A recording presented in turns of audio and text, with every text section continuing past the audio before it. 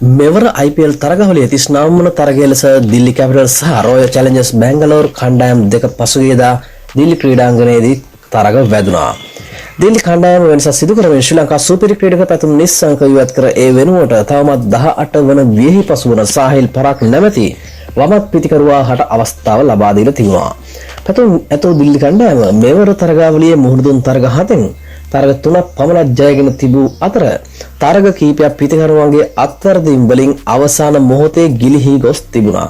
නමුත් පැතුම් නිස්සංක මුල් තරග කීපයක හොඳින් ලකුණු අතර සිටියත් ඔහුව මෙම තරගයෙන් ඉවත් කළේ මොන හේතුවක් නිසාද යන්න තවමත් ප්‍රශ්නාර්ථයක්.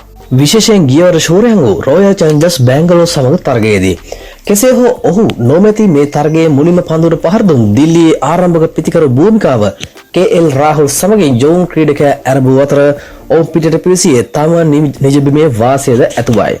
නමුත් නොසිතූ ලෙස පැතුම් නිස්සංකව ඉවත් කර ගනු ලැබූ තීරණය මුළු දිල්ලියටම අකුණක් ගැහුවාසේ සිදු වූයේ කිසිවෙකු තීනෙමත් නොසිතූ දෙයක්. තරගයේ දෙවන පන්දුවෙන් කඩුල්ල සුණු විසිනු කළ භුවනේශ්වර් කුමාර් යෝන් ක්‍රීඩක සාහිල්ව දවාගත්තේ පළවෙනි අකුණ දිල්ලියට ගසමින්.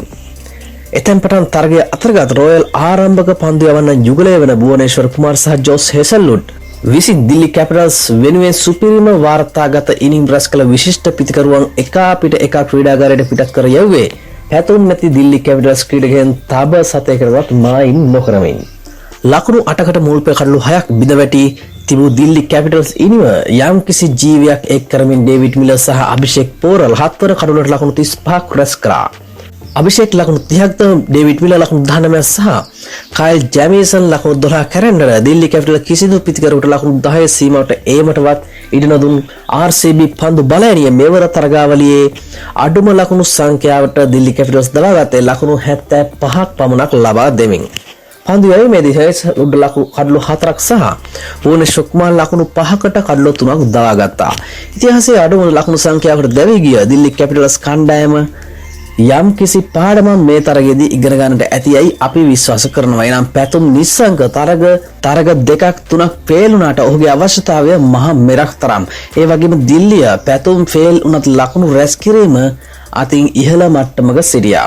ඔහුගේ තරග රාජ්‍යයන්ට හේතු වූයේ පන්දු යවන්නන්ගේ දුර්වලතාවය. ඉතින් පැතුම් නැති අඩුපාඩුව හොඳින් දැනුණා නම් දිල්ලි කැපිටල්ස් ඊළඟ තරගයට පැතුම් නිස්සංකව අනිවාර්යෙන් ඇතුළත් කරයි කියලා අපි විශ්වාස කරනවා.